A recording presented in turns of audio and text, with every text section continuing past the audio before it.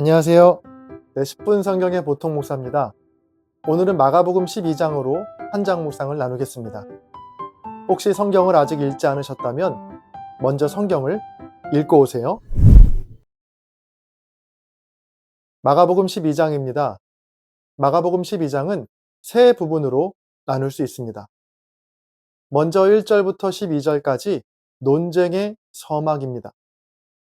예수님과 종교 지도자들 간의 본격적인 논쟁이 벌어지기 전 예수님은 먼저 비유로 말씀하시는데요. 바로 포도원 농부 비유입니다.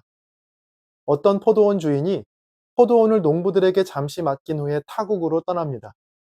시간이 흘러 수확철이 되어 주인은 포도원으로 종들을 보내는데요.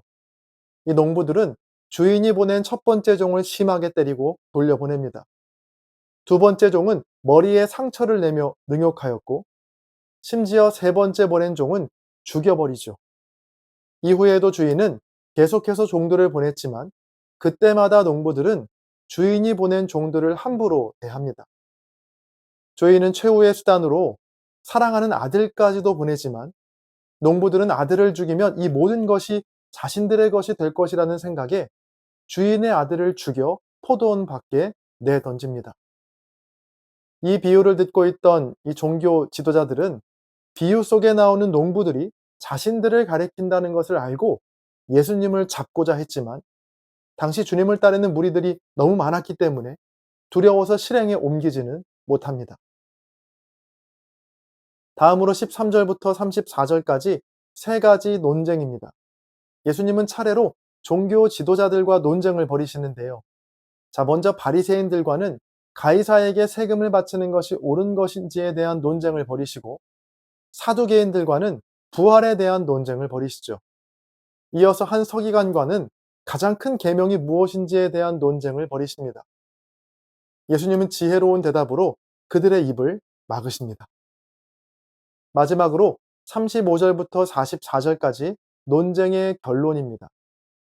예수님은 긴 논쟁의 끝에 자신을 단순히 다윗의 후손이 아닌 다윗의 주라고 선포하십니다. 즉 말싸움의 승자가 아니라 만물의 주인이심을 밝히신 것이죠.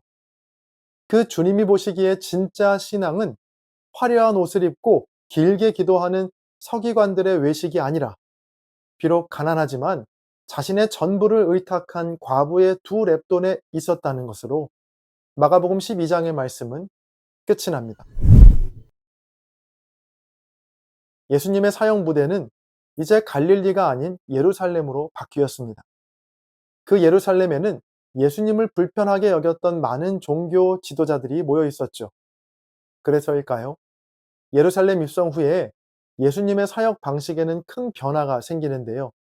바로 치유에서 말씀 사역으로의 변화입니다. 종교적 열심과 지식만 자랑하던 이 종교 지도자들과 예수님은 번번이 충돌하며 논쟁을 벌였는데요. 오늘 본문에 나오는 논쟁만 해도 얼마나 민감하고 어려운 주제들인지 모릅니다. 바리새인들이 제기한 로마의 황제에게 세금을 바치는 것이 옳은지에 대한 문제, 또 부활을 믿지 않는 사두개인들이 제기한 이 부활 논쟁과 서기관이 제기한 가장 큰 계명이 무엇인가에 대한 문제까지 어느 것 하나 쉬운 문제가 없어 보이죠. 이 논쟁에 대한 조금 더 자세한 설명은 지난 마태복음 22장 한 장 묵상을 참고해 주세요. 예수님 앞에 달려나와 이런저런 문제와 난제들을 던지며 말싸움을 하고 있는 이 바리새인과 사두개인 그리고 서기관들을 보면서 저는 지난 11장에 나오는 무화과 나무가 떠올랐습니다. 잎사귀만 무성하고 작은 열매조차 맺지 못한 그 무화과 나무 말이죠. 오늘 본문에 나오는 종교 지도자들을 보면 얼마나 말들이 많은지 모릅니다.